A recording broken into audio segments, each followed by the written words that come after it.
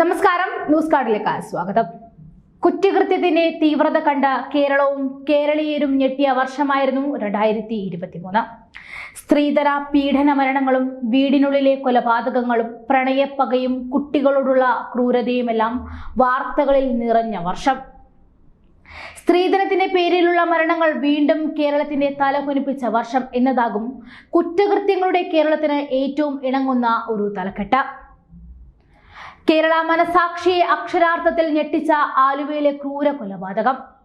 July 28-നാണ് ആലുവയിലെ വീട്ടിൽ കളിച്ചുകൊണ്ടിരുന്ന 5 വയസ്സുകാരിയെ ജ്യൂസ് വാങ്ങി നൽകാമെന്ന് വാഗ്ദാനം നൽകി പ്രതി അസഫാഖ് ആലം എന്ന ഇതര സംസ്ഥാന തൊഴിലാളി കൂട്ടിക്കൊണ്ടുപോകുന്നത്. ആലുവ മാർക്കറ്റിലെത്തിച്ച മദ്യം നൽകി പിന്നീട് പീഡിപ്പിക്കുന്നു.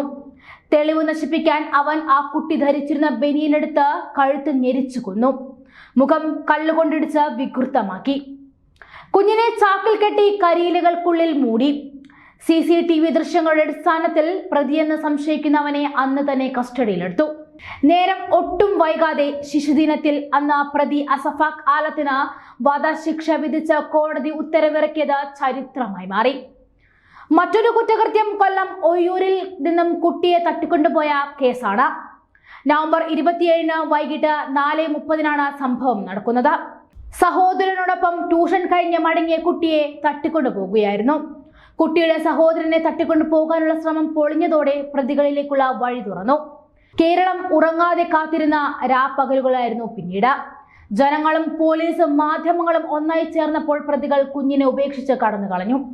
പിന്നാലെ പ്രതികളും വലയിലായി. കുറ്റവാളികളുടെ വിചിത്രമായ മാനസികാവസ്ഥകൾ കൂടി കേരളം കണ്ടു. കാലം പലത് മാറിയാലും ചില ആളുകളുടെയെങ്കിലും മനസ്സിലും ചിന്താഗതിയിലും മാറ്റം വന്നിട്ടില്ല എന്നത് തെളിയിക്കുന്നതായിരുന്നു ആലുവയിലെ ദുരഭിമാന കൊല. ഇതര മതസ്ഥനുമായി പ്രണയത്തിൽ നിന്നും പിന്മാറാൻ തയ്യാറാക്കാത്തതിനെ തുടർന്ന് അച്ഛൻ കമ്പിവടി കൊണ്ട് അടിക്കുകയും വിഷം കുടിപ്പിക്കുകയും ചെയ്ത പെൺകുട്ടിയുടെ മരണം. ഇതര മതസ്ഥനുമായിട്ടുള്ള സൗഹൃദം ചോദ്യം ചെയ്ത 14-കാരിയെ കമ്പിവടി കൊണ്ട് കയ്യിലും കാലിലും ക്രൂരമായി അടിച്ച ശേഷം അച്ഛൻ ബലമായി വിഷം വായിലൊഴിച്ചു കൊന്നു. കളനാശിനിയായി ഉപയോഗിക്കുന്ന വിഷം ഉള്ളിലെത്തിയതോടെ ഗുരുതരാവസ്ഥയിലായ കുട്ടി കൊച്ചിയിലെ സ്വകാര്യ ആശുപത്രിയിൽ ചികിത്സയിൽ കഴിഞ്ഞ് ഒടുവിൽ ആന്തരിക അവയവങ്ങളുടെ പ്രവർത്തനം നിലച്ചതോടെ മരണത്തിന് കീഴടങ്ങി. 6 വയസ്സുകാരിയെ സ്വന്തം മകളെ കോടാലിക്ക് വെട്ടിക്കൊലപ്പെടുത്തിയ അച്ഛനെ കണ്ടതും ഇതേ വർഷം തന്നെയായിരുന്നു. അച്ഛൻ ശ്രീ മഹേഷിന്റെ അമ്മയുടെ ബഹളം കേട്ട ആളുകൾ ഓടിച്ചെല്ലുമ്പോൾ കണ്ടത് സോഫയിൽ വെട്ടേറ്റ് കിടക്കുന്ന നക്ഷത്രയാണ്. നിലവിളിച്ചുകൊണ്ട് ഓടിയ അമ്മയെയും ശ്രീ മഹേഷ് പിന്തുടർന്ന് ആക്രമിച്ചു. നക്ഷത്രയുടെ അമ്മ വിദ്യ 3 വർഷം മുൻപ് ആത്മഹത്യ ചെയ്തിരുന്നു. അതിനുശേഷം ശ്രീ മഹേഷും മകളും മാത്രമാണ് വീട്ടിൽ ഉണ്ടായിരുന്നത്. വിദ്യയുടെ മാതാപിതാക്കളെ കാണാൻ പോകണമെന്ന് പറഞ്ഞ നക്ഷത്ര വാശി പിടിക്കുമായിരുന്നു. ഇതേ തുടർന്ന് പെട്ടെന്നുണ്ടായ പ്രകോപനമാണ് കൊലപാതകത്തിനുള്ള കാരണം. സ്ത്രീധനം വില്ലനായി മാറിയ കഥകളാണ് പിന്നീട് കേരളം സാക്ഷ്യം വഹിച്ചത്. സർക്കാർ കോളേജിൽ MBBS പഠിച്ച സർക്കാർ കോളേജിൽ തന്നെ സർജറി വിഭാഗത്തിൽ PGക്ക് അഡ്മിഷൻ നേടിയ മിടുക്കിയായ പെൺകുട്ടി ഷഹന. ഒരു ദിവസം പെട്ടെന്ന് ഇവരെ ഹോസ്റ്റൽ മുറിയിൽ മരിച്ച നിലയിൽ കണ്ടെത്തുന്നു. ഒപ്പം ഒരു നൊമ്പരക്കുറിപ്പും. എല്ലാവർക്കും പണമാണ് വലുതെന്നാണ് ആത്മഹത്യാക്കുറിപ്പിൽ ഷഹന എഴുതിയത്. പിന്നീടാണ് ആത്മഹത്യക്ക് പിന്നിലെ കഥ ലോകമറിയുന്നത്. സീനിയർ ഡോക്ടറായ റുവൈസുമായി ഷഹന പ്രണയത്തിലായിരുന്നു. വിവാഹകാര്യം വന്നപ്പോൾ റുവൈസിന്റെ പിതാവ് 150 പവനും BMW കാറും ഭൂമിയും ഉൾപ്പെടെ ഉയർന്ന സ്ത്രീധനം ആവശ്യപ്പെട്ടു. യുവാവിന്റെ വീട്ടുകാർ ആവശ്യപ്പെടുന്ന പണം നൽകാൻ കഴിയാഞ്ഞിട്ടും മകളുടെ സന്തോഷം കണക്കിലെടുത്ത് 50 പവനും 50 ലക്ഷം രൂപയും കാറും നൽകാമെന്ന് കുടുംബം അറിയിക്കുന്നു. എന്നാൽ അത് പോരെന്ന കാരണത്താൽ റുവൈസ് പിതാവിന്റെ തീരുമാനത്തിനൊപ്പം നിൽക്കുകയും വിവാഹം മുടങ്ങുകയും ചെയ്യുന്നു. ഇതിൽ മനം നൊന്തായിരുന്നു ഷഹനയുടെ ആത്മഹത്യ. ദുരൂഹത മറനീക്കാതെയുള്ള മറ്റൊരു മരണം മേഘയുടേതായിരുന്നു. ഈ വർഷം ജൂൺ 10-നാണ് ഭർത്തൃ വീട്ടിൽ മേഘ എന്ന പെൺകുട്ടി തൂങ്ങി മരിച്ച നിലയിൽ കണ്ടത്. ഒരു ജന്മദിന ആഘോഷ ചടങ്ങിൽ പങ്കെടുത്ത് മടങ്ങിയതിന് പിന്നാലെ വീട്ടിലെത്തിയ മേഘ ആത്മഹത്യ ചെയ്യുകയായിരുന്നു. കോഴിക്കോട്ടെ IT സ്ഥാപനത്തിൽ എഞ്ചിനീയറായിരുന്ന മേഘയും കതിരൂർ സ്വദേശിയായ ജിം ട്രെയിനറും തമ്മിൽ പ്രണയ വിവാഹമായിരുന്നു. വിവാഹം കഴിഞ്ഞ 2 മാസത്തിന് ശേഷമായിരുന്നു കുടുംബത്തെ പോലും ഞെട്ടിച്ചുകൊണ്ടുള്ള മേഘയുടെ മരണം. സംഭവത്തിൽ കതിരൂർ പോലീസ് അന്ന് അസ്വാഭാവിക മരണത്തിന് കേസെടുത്തു. പോസ്റ്റ്മോർട്ടം റിപ്പോർട്ടിൽ അസ്വാഭാവികമായി ഒന്നും കണ്ടെത്തിയില്ലെങ്കിലും ഇത് സാധാരണ മരണമല്ല എന്നും ഭർത്താവിന്റെ പീഡനമാണ് മരണകാരണമെന്നുമാണ് ബന്ധുക്കളും നാട്ടുകാരും ആരോപിക്കുന്നത്. വയനാട്ടിൽ ഗർഭിണിയായ യുവതി കുഞ്ഞുമായി പുഴയിൽ ചാടി മരിച്ച സംഭവം കേരളക്കരയാകെ ഞെട്ടിച്ച സംഭവമാണ്. ദർശനയ്ക്ക് സർക്കാർ ജോലി ലഭിക്കുന്നതിന് തൊട്ടു മുൻപാണ് ആത്മഹത്യ ചെയ്തത് എന്നതും വേദനാജനകം. വിഷം കഴിച്ച ശേഷം 5 വയസ്സുകാരി മകളുമായി പുഴയിൽ ചാടിയ ദർശന ജീവിതത്തിലേക്ക് ഒരിക്കലും മടങ്ങി വരരുതേ എന്നാഗ്രഹിച്ചു കാണും. മരിക്കുന്ന സമയത്ത് ദർശന 4 മാസം ഗർഭിണി കൂടിയായിരുന്നു. ഇതിനു മുൻപ് 2 തവണ ദർശന അബോർഷനായിട്ടുണ്ട്.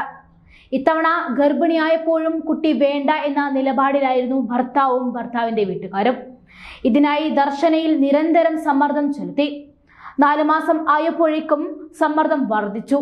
അബോർഷൻ ചെയ്യാനുള്ള കാലയളവ് കഴിഞ്ഞതൊന്നും അവർക്ക് പ്രശ്നമായിരുന്നില്ല. ഒടുവിൽ മാനസിക സമ്മർദ്ദം താങ്ങാനാകാതെ ദർശന കുഞ്ഞുമായി പുഴയിൽ ചാടി മരിക്കുകയായിരുന്നു. ഭർതൃപീഡനം കാരണം അന്ന് നഷ്ടപ്പെട്ടത് 3 ജീവനുകൾ. ഇനി അടുത്തത് കേരളക്കര കണ്ടത് തീരാത്ത പ്രണയപ്പകയായിരുന്നു. പ്രണയപ്പക കൊലപാതകത്തിൽ എത്തിയ അനുഭവങ്ങളും ഈ വർഷം ഒട്ടും കുറവായിരുന്നില്ല. എറണാകുളം കുറുപ്പുംപടിയിൽ പ്രണയപ്പകയുമായി വീട്ടിൽ അതിക്രമിച്ചു കയറിയ യുവാവ് വാക്കത്തിക്കൊണ്ട് നഴ്സിംഗ് വിദ്യാർത്ഥി അൽക്ക അന്ന ബിനുവിനെ വെട്ടുകയായിരുന്നു.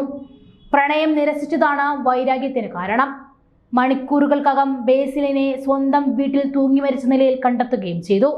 ആക്രമണം ഉണ്ടായ അന്നു മുതൽ നാടാകെ അൽക്കയുടെ ജീവന് വേണ്ടി പ്രാർത്ഥിക്കുകയായിരുന്നു. എന്നാൽ പ്രാർത്ഥനകൾ എല്ലാം വിഫലമായി. അൽക്ക ഈ ലോകത്തോട് വിട പറഞ്ഞു. ജോലി സ്ഥലത്തെ സുരക്ഷ ഏറെ ചർച്ചയാക്കിയ വിഷയമാണ് ഡോക്ടർ വന്ദനാദാസിന്റെ മരണം. മെയ് 10 പുലർച്ചെ 4:50 കൊട്ടാരക്കര താലൂക്ക് ആശുപത്രിയിലെ ഹൗസ് സർജൻ ഡോക്ടർ വന്ദനാദാസിന് കുത്തേറ്റത്. പോലീസ് ചികിത്സയ്ക്കായി എത്തിച്ച കൊല്ലം പൂയപ്പള്ളി ചെറുക്കരക്കോണം സ്വദേശി സന്ദീപാണ് ഡോക്ടറായ വന്ദനാദാസിനെ അതിക്രൂരമായി കൊലപ്പെടുത്തിയത്. ആശുപത്രിയിലെ പരിശോധനയ്ക്കിടെ 5ലേറെ തവണയാണ് ഡോക്ടർക്ക് കുത്തേറ്റത്, അതും പോലീസുകാർക്ക് മുന്നിൽ. പ്രതിയുടെ ആക്രമണത്തിൽ പോലീസുകാർ ഉൾപ്പെടെയുള്ളവർക്കും കുത്തേറ്റിരുന്നു. ചെറുതും വലുതുമായ ഒട്ടേറെ കുറ്റകൃത്യങ്ങളും കൊലപാതകങ്ങളും വേറെയും നടന്നു 2023. വർഷങ്ങൾ മുന്നോട്ടു പോകുമ്പോൾ ആക്രമണങ്ങളുടെ എണ്ണക്കണക്കും ക്രൂരതയുടെ ആഴവും കൂടുന്നതല്ലാതെ കുറയുന്നില്ല. എന്തിനും ഏതിനും കായികമായി നേരിട്ട് കളയാം എന്ന മനോഭാവം സർവ്വസാധാരണമായിക്കൊണ്ടിരിക്കുന്നു. തല്ലിന്റെയും ആക്രമണത്തിന്റെയും പല വേർഷനുകളും അനുദിനം നമ്മൾ കാണുന്നു. മനുഷ്യൻ അകന്നു പോകുന്ന ക്ഷമയെന്ന വികാരം തിരിച്ചു പിടിച്ചേ പറ്റൂ. കുറ്റകൃത്യം അതത്ര ചെറുതായാലും അതിനെ തള്ളിപ്പറയാൻ നമ്മൾ ബോധപൂർവം ശീലിക്കേണ്ട കാലം അതിക്രമിച്ചിരിക്കുന്നു. കുറ്റകൃത്യങ്ങൾ ഇല്ലാത്ത വർഷമാകട്ടെ ഇനി കടന്നു വരുന്നത്. നേരാമൊരു ക്രൈം ഫ്രീ 2024